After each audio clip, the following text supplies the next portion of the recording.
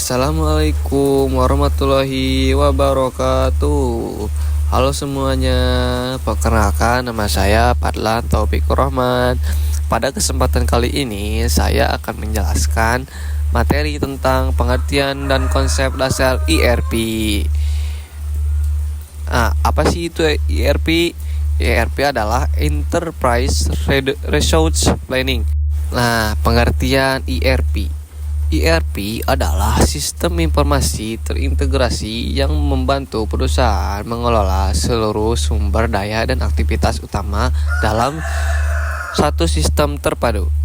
Dengan kata lain, ERP juga menghubungkan berbagai bagian perusahaan seperti keuangan, produksi, SDM, gudang, dan penjualan agar saling terhubung dan bisa berbagi data secara otomatis.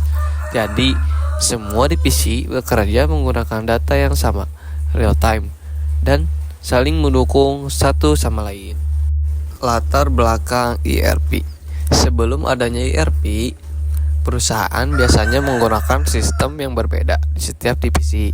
Misalnya, bagian keuangan punya aplikasi sendiri, bagian gudang juga punya sistem sendiri, dan bagian penjualan mencatat secara manual. Hal ini dapat menyebabkan data sering tidak sinkron, pekerjaan jadi berulang, dan keputusan manajemen terlambat. Maka ERP hadir untuk menyatukan seluruh proses bisnis agar lebih efisien dan akurat. Selanjutnya ada konsep dasar ERP. ERP bekerja dengan konsep integrasi dan otomatisasi. Semua bagian perusahaan dihubungkan melalui satu database utama, sehingga data dari satu bagian bisa langsung digunakan oleh bagian yang lain. Selain itu, ERP memproses data secara real time. Artinya, setiap perubahan yang terjadi langsung diperbaharui di semua bagian yang terkait. ERP juga bersifat moduler.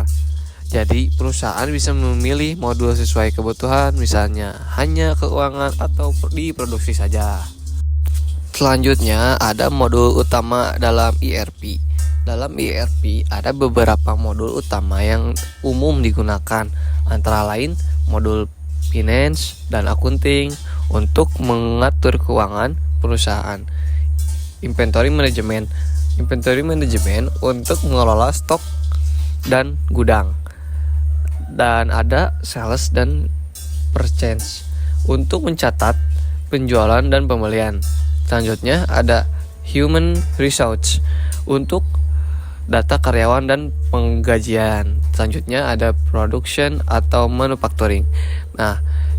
Ini untuk mengatur prosesnya produksi. Dan terakhir ada reporting dan analisis. Reporting dan analisis ini untuk membuat laporan dan analisis bisnis. Semua modul ini sering terhubung dan bekerja secara otomatis.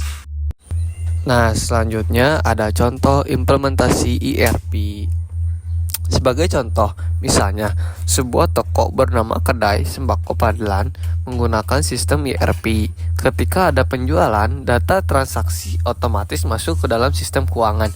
Stok barang langsung berkurang di bagian gudang, dan laporan penjualan bisa langsung dilihat oleh pemilik toko. Semua proses ini terjadi secara otomatis tanpa perlu input data berulang. Hasilnya, pekerjaan jadi lebih cepat, data lebih akurat, dan pelanggan pun lebih puas. Jadi, kesimpulannya, ERP adalah sistem terintegrasi yang membantu perusahaan mengelola seluruh proses bisnis dalam satu sistem. Dengan ERP ini, perusahaan dapat menghemat waktu dan biaya, meningkatkan efisiensi, serta memperoleh data yang akurat untuk pengambilan keputusan yang lebih cepat. Mungkin segitu saja. Sekian penjelasan dari saya tentang pengertian dan konsep dasar ERP. Terima kasih sudah menyimak. Semoga materi ini bermanfaat dan dapat menambah pemahaman kita tentang pentingnya sistem ERP bagi dunia bisnis saat ini. Terima kasih. Saya Fadlan Taufikur Rahman. Wassalamualaikum warahmatullahi wabarakatuh.